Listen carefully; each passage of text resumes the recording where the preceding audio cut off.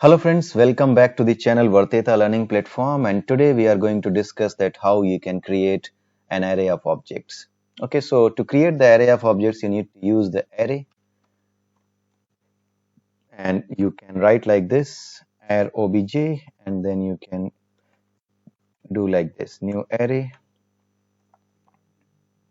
and sorry, here you need to provide the type of, sorry, it will be string. We are going to add the string.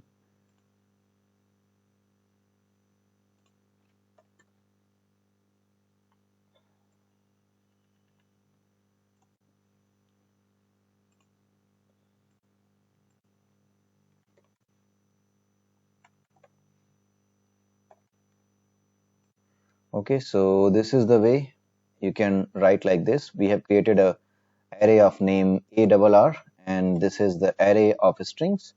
So new array, here you can write like the name of the 5 students. So it's like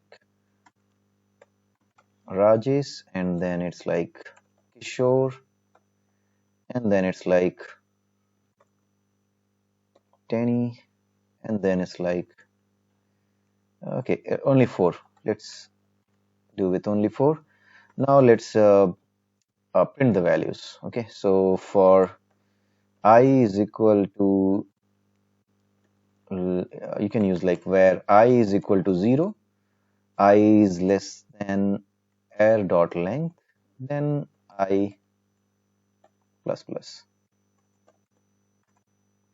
Okay, so let me just add this and then write like console dot log, then array, then I.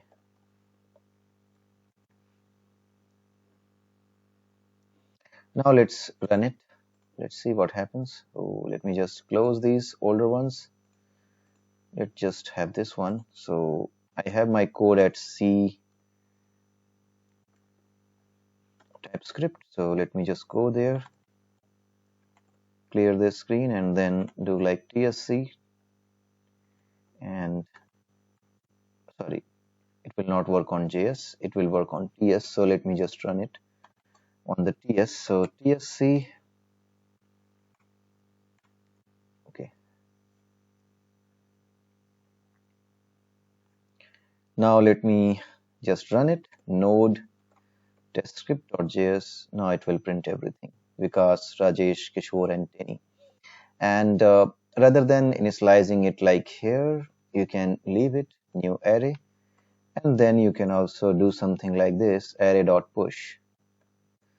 Okay, so here you can write like Vikash. So this was the push method which we have discussed in the previous video as well. What is the use of the push method and how we can use it? So Rajesh, and we can write like air.push Kishore, and let's have this much only.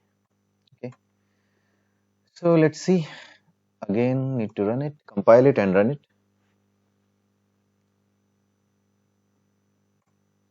Okay, so either you can use the push method or you can directly initialize the variables values. So that is the way you can work with the array of objects. Okay, so using the array of objects, you can simply use the array as well rather than using that subscript thing. Okay, so this is very useful when we are going to create a number of dynamic objects, when we don't know that how many objects can be there in our program, and dynamically it will be decided. Then in that case, the array of objects will be really useful. So this is all for this video, and in the next video you will see one exercise related to the two-dimensional array.